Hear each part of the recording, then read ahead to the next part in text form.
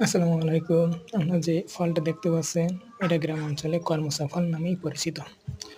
এই ফলটি দেখা যায় ইংরেজি মাসের মে, জুন, কখনো, কখনো জুলাই মাস পর্যন্ত দেখা যায়।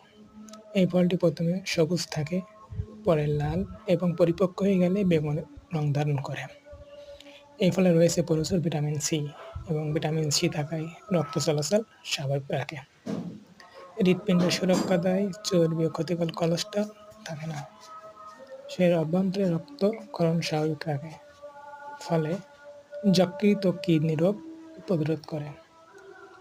এটি বিশেষ ভূমিকা রাখে যার ফলে যাদের জ্বর ও সর্দি লেগে থাকে তারা যদি এই ফলটা বেশি করে খান তাহলে জ্বর ও সর্দি রোগটা অনেক কমিয়ে দেয়। তাই আপনারা এই ফলটা বেশি করে খাবেন, খেলে খুব উপকারী দেবে। এই ফলটা মৌসুমী ফল নামে পরিচিত। এই জন্য মৌসুমী ফল যত বেশি খাবেন তত মানুষের রোগ প্রতিরোধ ক্ষমতা বৃদ্ধি করবে। আসসালামু